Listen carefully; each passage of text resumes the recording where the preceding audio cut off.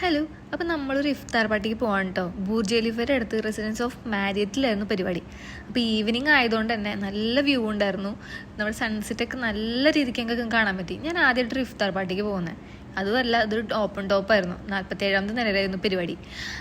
അപ്പോൾ താഴത്തെ വ്യൂ ഒക്കെ കാണാനായിട്ട് അടിപൊളിയായിരുന്നു കേട്ടോ. എന്ത് രസം കാണാനായിട്ട്.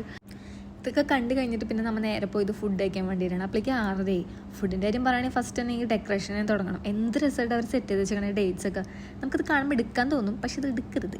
ഇതൊക്കെ കഴിഞ്ഞ് പിന്നെ നമുക്ക് ഏതെടുക്കണം എന്നുള്ള കൺഫ്യൂഷനായിരുന്നു.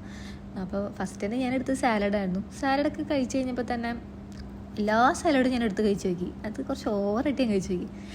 നമുക്ക് എല്ലാം ടേസ്റ്റ് ചെയ്ത് നോക്കണമല്ലോ. അപ്പോൾ നമ്മൾ സാലഡ്സും അതുപോലെ തന്നെ പിന്നെ അവർക്ക് ഉണ്ടായിരുന്ന ഡെസേർട്ട്സും കേക്ക്സും പേസ്ട്രീസും അതുപോലെ തന്നെ സ്നാക്സും സൂപ്പ് റൈസ് അങ്ങനെ എല്ലാ ടൈപ്പും ഉണ്ടായിരുന്നു. നമ്മൾ ഒന്നും തന്നെ വിട്ടില്ല, എല്ലാം തന്നെ കഴിച്ചു. നല്ല അടിപൊളി ഫുഡും സർവീസും ആയിരുന്നു കേട്ടോ.